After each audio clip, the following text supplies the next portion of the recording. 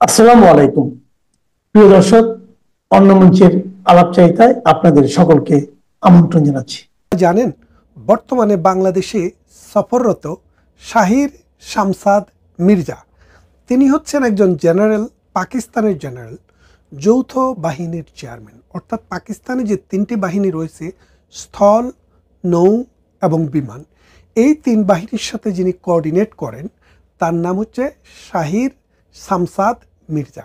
তিনি একজন জেনারেল র্যাঙ্কের সামরিক কর্মকর্তা, যাকে ভাবা হচ্ছে যে বর্তমান সেনাপ্রধানের পরে পাকিস্তানের তিনি সেনাপ্রধান হওয়ার উত্তরাধিকারী। তিনি বাংলাদেশে ভ্রমণে এসছেন, সফরে এসছেন, রাষ্ট্রীয় সফরে, এবং প্রধান উপদেষ্টার সাথে গতকাল তার অফিসে গিয়ে সাক্ষাৎ করেছেন। এখন বাংলাদেশে পাকিস্তানের সেনাবাহিনীর জেনারেলদের আগমন হঠাৎ করে বেড়ে গেল কেন?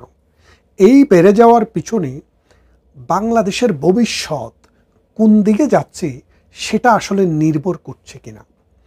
বাংলাদেশ আসলে দক্ষিণ পূর্ব এশিয়ার ভেতরে একটি জ্বলন্ত অগ্নিকুণ্ডে পরিণত হতে যাচ্ছে কিনা। বাংলাদেশে সামরিকতন্ত্র মাথাচাড়া দিয়ে ওঠার চেষ্টা হচ্ছে কিনা। বাংলাদেশের যে পরীক্ষিত বন্ধু ভারত, যাদের সাথে ভালো সম্পর্ক বাংলাদেশ নামক রাষ্ট্রটির অস্তিত্ব টিকিয়ে রাখার জন্য খুবই গুরুত্বপূর্ণ বলে আমরা যারা মনে করি এবং যারা মনে করেছেন, তাদের কাছে এটাতে কি সিগন্যাল এসছে। আপনারা জানেন যে 5 আগস্ট 2024 সালে প্রধানমন্ত্রী শেখ হাসিনার দেশ ছেড়ে চলে যাওয়ার পর ডক্টর ইউনূসের নেতৃত্বে 8 আগস্ট যখন সরকার গঠিত হয়, সেই থেকে দফায় দফায় পাকিস্তানের সাথে কিন্তু আমাদের প্রীতি বেড়ে যাচ্ছে। আমাদের হঠাৎ করে পাকিস্তানের সাথে প্রীতি বেড়ে যাওয়ার মানে পুরান প্রেম নতুন করে উথলে ওঠার এর কারণ কি? আমরা রবীন্দ্রনাথের গানে শুনেছি যে হৃদয়ের একুল অকুল দুকুল বেসে যায় সজনী। এখন হৃদয়ের যে একুল এবং ওই কুল, দুই কুল যে হঠাৎ করে বেসে যাচ্ছে, এই বেসে যাওয়া বানের জলের সাথে আর কি কি ভেসে যাবে, এই বাংলাদেশটিও ভেসে যাবে কিনা, সেটা কিন্তু একটা প্রণিধানযোগ্য বিষয়। আপনারা দেখেন যে বাংলাদেশের সাথে পাকিস্তানের যখন যুদ্ধ হয় 1971 সালের মহান মুক্তিযুদ্ধ, সেই যুদ্ধে এই পাকিস্তান বাহিনী আমার দেশের 2.5 লক্ষ নারীকে ধর্ষণ করেছে। আমার দেশের 30 লক্ষ মানুষকে নির্বিচারে নির্মমভাবে হত্যা করেছে, যাদের অনেকের লাশ নদীর স্রোতে মিশে গিয়ে মাছের খাবার হয়েছে।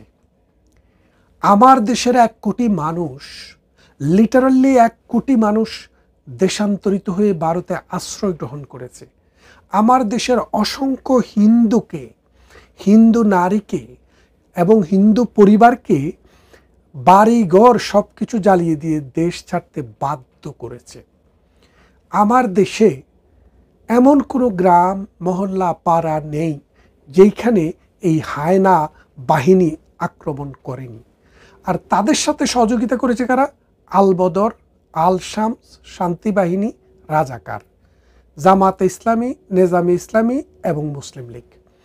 আমাদের মুক্তিযোদ্ধা কারা? এদের একটা সংজ্ঞা আগে ছিল, এখনো আছে।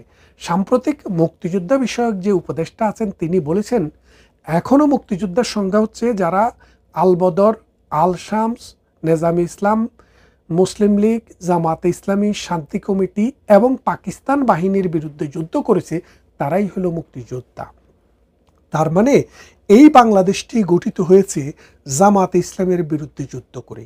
এই বাংলাদেশটি গঠিত হয়েছে নেজামে ইসলামের বিরুদ্ধে, মুসলিম লীগের বিরুদ্ধে, আল-বদর, আল-শামস এবং রাজাকারদের বিরুদ্ধে যুদ্ধ করে। যেই সংগঠনগুলো তৈরি করেছে মূলত জামাতে ইসলামী। আজকে জামাতে ইসলামী বাংলাদেশে স্বাধীনতার সপক্ষে শক্তি আওয়ামী লীগকে কোণঠাসা করার পর তারা এখন ফুরফুরে মেজাজে আছে। তারা এখন মসজিদে গিয়ে বলছে এই মসজিদটি হবে বিচারালয়। তার মানে হচ্ছে বাংলাদেশে কোনো থানা থাকবে না, আদালতও থাকবে না। কারণ থানাই দেখবে, মসজিদে দেখবে বিচার কার করতে হয়, কাকে ধরতে হয়, কাকে মারতে হয়। তার মানে হচ্ছে একটি আফগানি কায়দায় রাষ্ট্র পরিচালনার একটি দলিল তারা সামনে নিয়ে আসছে।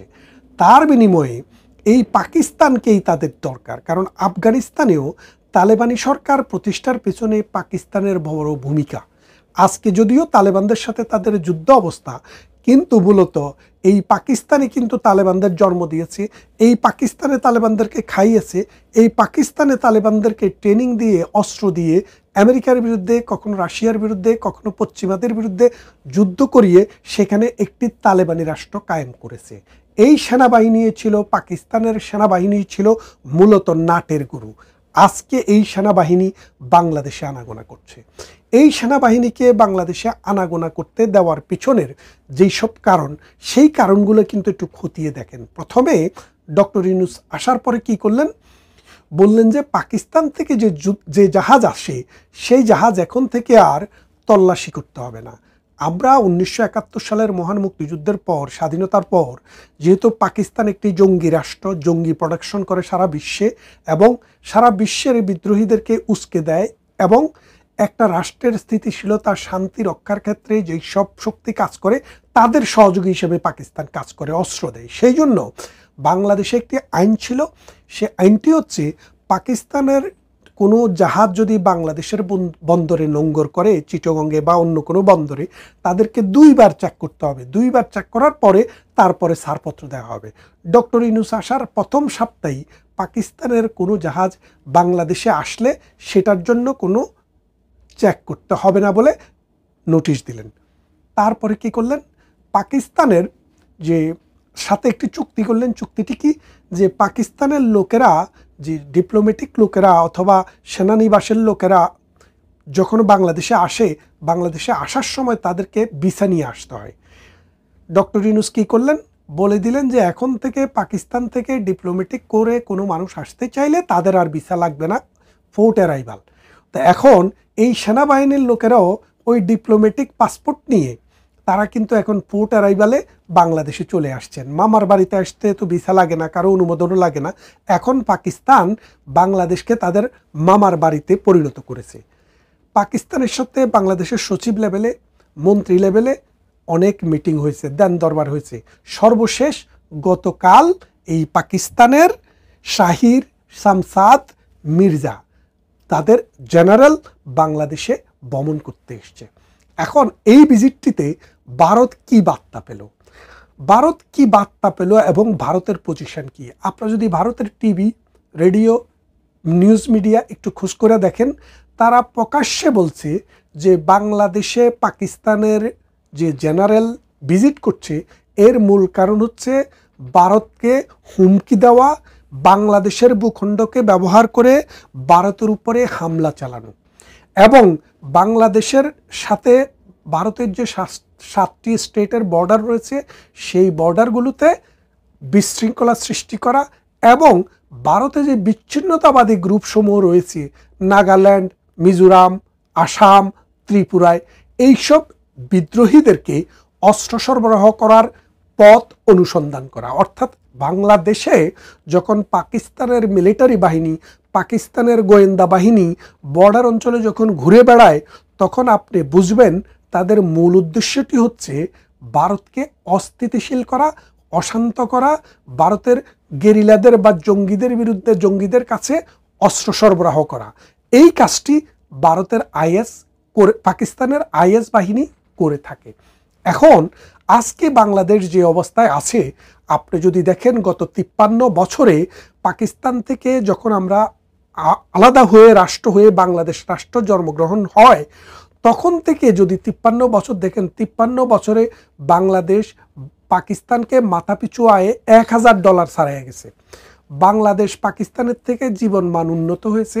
বাংলাদেশের কমিউনিকেশন পাকিস্তান থেকে ভালো। স্কুলে যাওয়া বাচ্চার সংখ্যা শতভাগ। বাচ্চার মৃত্যু, মানে মাতৃকালীন মায়েদের মৃত্যু অথবা শিশুর মৃত্যু অনেক হারে কমে গেছে। ওয়ার্ল্ড ব্যাংকে আমাদের যে রিজার্ভ, ফরেন কারেন্সির রিজার্ভ, আমাদের আজকের দিনেও 20 বিলিয়ন, পাকিস্তানের আছে মাত্র 6 বিলিয়ন। তাও সৌদি আরব এবং আরব আমিরাত থেকে ধার করে সেটি রাখা হয়েছে। তার মানেটা কি দাঁড়াচ্ছে? শিক্ষা, চিকিৎসা, স্বাস্থ্য, অর্থনৈতিক কোনো দিক থেকেই পাকিস্তান আর আমাদের সাথে কম্পেয়ার করার, যুদ্ধ করার মতো জায়গায় নেই। আমাদের একটি টাকা কিনতে হলে পাকিস্তানের 2.5 রুপি এখন দিতে হয়, অথচ সময় এমন ছিল যে বাংলাদেশের 3 টাকা দিয়েও পাকিস্তানের 1 রুপি কিনা যেত না, এমনই অবস্থা ছিল।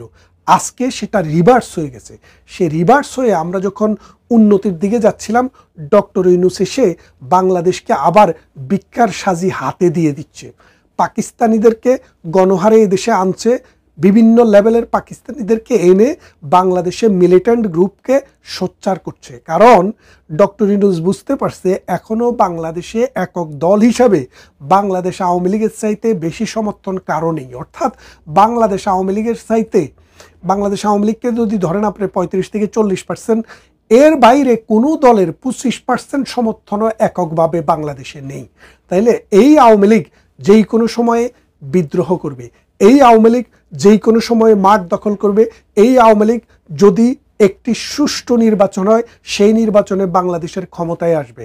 এমতো অবস্থায় ডক্টর ইউনূস এই পাকিস্তানি বাহিনীদেরকে এনে বাংলাদেশকে অস্থির করছে, বাংলাদেশের রাজনীতিকে অস্থির করছে, সামরিক বাহিনীর ভিতরে অস্থিরতা সৃষ্টি করছে, আমাদের বর্ডারগুলোতে ভারতকে উস্কে দিচ্ছে এবং ভারতের অখণ্ডতা এবং জঙ্গিবাদকে উস্কে দেওয়ার জন্য পাকিস্তানি বাহিনী বিভিন্নভাবে এই দেশে অস্ত্রের পাচার করছে। কদিন আগে আমি একটি ভিডিওতে বলেছিলাম যে ভারতের, পাকিস্তানের প্রায় 4000 আর্মির বিভিন্ন আন্ডার কাভার লোক বাংলাদেশে এখন অবস্থান করছে। টেকনাফ থেকে তেঁতুলিয়ায় এমন কোনো জেলা শহর নেই, এমন কোনো বিভাগীয় শহর নেই, থানা শহর নেই যেখানে এখন পাকিস্তানি বাহিনীর লোক আন্ডার কাভারে কাজ করছে না। এবং এদের মূল কাজে হচ্ছে ভারতকে টার্গেট করে, ভারতকে যদি অশান্ত করা যায়, সীমান্ত যদি অশান্ত করা যায়, সীমান্তের বিভিন্ন অঞ্চল দিয়ে যদি চুরি করে যদি অস্ত্র দেওয়া যায়, তাহলেই কিন্তু পাকিস্তান সার্থক হবে। এখন ভারত কি করবে? আপনি দেখেন, বাংলাদেশের মতো একটি রাষ্ট্র, যে দেশটি প্রতি বছর 70 বিলিয়ন ফরেন কারেন্সি আয় করে শুধুমাত্র এই গার্মেন্টসের জামা কাপড় বিক্রি করে, সেই বাংলাদেশ 8 বিলিয়ন প্রতি বছর ইম্পোর্ট করে কাঁচামাল। আপনি তো জিনিস বিক্রি করবেন, সেটার জন্য কাঁচামাল লাগবে। আমরা তো আর তুলা প্রোডাকশন করি না, আমরা তো আর সুতা প্রোডাকশন করি না, আমরা তো আর কাপড় প্রোডাকশন করি না, এটা তো বিদেশ থেকে আসে। সেই প্রোডাকশনটা হয় মূলত ভারতে। ভারতে ছাড়াও আমেরিকায় আছে, জাপানে আছে, চায়নাতে আছে। কিন্তু বিষয়টা হচ্ছে অন্য দেশ থেকে আনলে আমাদের ট্রান্সপোর্টেশন কস্ট এবং এটা কিনার দাম 20% বেড়ে যায়। এখন আপনার যদি সেটা যদি 20% যদি কিনতেই বেড়ে যায় বাংলাদেশে আনতে এবং বাংলাদেশে অন্য জায়গা থেকে 15 দিন মিনিমাম শিপমেন্ট টাইম, আর ভারত থেকে মাত্র 3 দিন থেকে 5 দিন শিপমেন্ট টাইম, যার কারণে ভারত থেকে আনলে আমাদের সুবিধা, লাভ বেশি। সেই জন্যেই কিন্তু আমরা ভারত থেকে আনতাম। গত 1 বছর প্রধানমন্ত্রী শেখ হাসিনা চলে যাওয়ার পর ভারত থেকে এই আমদানির পরিমাণ কমেছে। কমার ফলে আমাদের যে ফরেন কারেন্সি ইনকাম সেটা 70 বিলিয়ন থেকে 50 বিলিয়নে চলে এসছে। তার মানেটা দেখেন, আপনি 8 বিলিয়ন কমানোর জন্য 20 বিলিয়ন সেদিক থেকে কমে গেছে। তার মানে বাংলাদেশের অর্থনীতি, সাস্টেইনেবিলিটি এবং বাংলাদেশের স্থিতিশীলতা ভারতের সাথে আপনার সম্পর্কটা কেমন সেটার উপরে ডিপেন্ড করে। আজকে যে ভারত যেভাবে চিন্তা করছে, যেভাবে দেখছে, থ্রেট মনে করছে বাংলাদেশকে, যে বাংলাদেশ আর কিছু না পারুক, নিজের নাক কেটে অন্যের যাত্রা ভঙ্গ করার চেষ্টা করছে, সেটা যখন ভারত ভাবছে তখন ভারত কিন্তু কঠিন সিদ্ধান্ত নিতে যাচ্ছে। ভারতের পত্রিকার নিউজের যে ট্রিটমেন্ট সেটা অনুসারে বোঝা যাচ্ছে ভারত মনে করে বাংলাদেশ যদি পাকিস্তানের এই জঙ্গি বাহিনীর সাথে, পাকিস্তানের এই অবৈধ সেনাবাহিনীর সাথে যদি আমাদের দহরম মহরম বাড়তে থাকে, ভারত যদি প্রেশার ফিল করতে থাকে, সেই ক্ষেত্রে ভারত কিন্তু বাংলাদেশের মানচিত্রে আঘাত করতে পারে। আমাদেরকে এখন ভাবতে হবে আমরা কি চাই। আমরা কি আমাদের জন্ম থেকে যে দেশটি আমাদের স্বাধীনতার সাথে যার নাম জড়িত, যে দেশের সেনাবাহিনী এই বাংলার মাটিতে এসে যুদ্ধ করে আমার সেনাবাহিনীকে সহযোগিতা করেছে, আমার দেশকে সহযোগিতা করেছে, তাদেরকে আমরা চাই, নাকি পাকিস্তানের 30 লক্ষ মানুষ যারা আমার হত্যা করেছে সেই দেশের সেনাবাহিনীকে চাই, আমার 2.5 লক্ষ নারীর যে সম্ভ্রম যারা নষ্ট করেছে তাদেরকে চাই? আমরা ডক্টর ইউনূসের এই যে ব্যবস্থা, এই যে পাকিস্তানি জেনারেলকে অভ্যর্থনা, এটা তীব্র নিন্দা জানাই। এবং আমরা মনে করি এর ফলে ভারত এবং বাংলাদেশের সম্পর্ক খারাপ হবে। ভারত ও বাংলাদেশের সম্পর্ক খারাপ হলে বর্ডারে অশান্তি বাড়বে। আমাদের যে আমদানি পণ্য, যেটার উপরে ডিপেন্ড করে আমরা 70 বিলিয়ন বিদেশে আমদানি করি, সেটা ড্রামাটিক্যালি কমে যাবে এবং বাংলাদেশ আন্তর্জাতিক বিভিন্ন ফোরামে নানানভাবে হেনস্থার শিকার হবে। তাই আসুন আজকে আমাদেরকে সিদ্ধান্ত নিতে হবে, আমরা বাংলাদেশকে উপরের দিকে নিতে চাই না মাটির তলে ঢুকাতে চাই। এই বাংলাদেশের যে তরুণ সমাজ, এই তরুণ সমাজের চাকরি সংস্থান ছিল বিভিন্ন দেশে। এখন America, Britain, Canada, Australia, middle east সহ নানান দেশ বাংলাদেশের জন্য ভিসা বন্ধ করে দিয়েছে। আপনি হিসাব করে দেখেন 2020 সাল থেকে 24 সাল পর্যন্ত কতজন লোক বিদেশে গিয়েছে, আর 24 সালের পরে আজকে পর্যন্ত কতজন গিয়েছে। এবং এই রেশিওটা যদি দেখেন, এটা প্রতি বছরে যা মানুষ বিদেশে যায় তার অর্ধেক নেমে গেছে। এর কারণ কি? এর কারণ হচ্ছে ডক্টর ইউনূসের বিভিন্ন পলিসি। এবং বিশ্ববাসী মনে করছে ডক্টর ইউনূস মূলত দেশটাকে অন্ধকারের দিকে নিয়ে যাচ্ছে, দেশটাকে অশান্তির দিকে নিয়ে যাচ্ছে, এই দেশকে গৃহযুদ্ধের দিকে নিয়ে যাচ্ছে। সত্যিকার অর্থে দেশকে উন্নয়নের কোনো চেষ্টা করছে না। আসুন বাংলাদেশকে ভালোবাসি এবং পাকিস্তানি এই জঙ্গি বাহিনীকে, পাকিস্তানের এই সেনাবাহিনীকে নো বলতে শিখি এবং ভারতের মতো বন্ধুপ্রতিম রাষ্ট্রকে আমরা বন্ধুত্বের জায়গায় রেখে বাংলাদেশকে এগিয়ে নিয়ে যাই। তা না হলে আগামী দিন এই দেশে যুদ্ধ, দুর্ভিক্ষ এবং অনাহার বাড়তে থাকবে। কথা হবে অন্য কোনো ভিডিওতে, অন্য কোনো ইস্যুতে। ততক্ষণ ভালো থাকুন।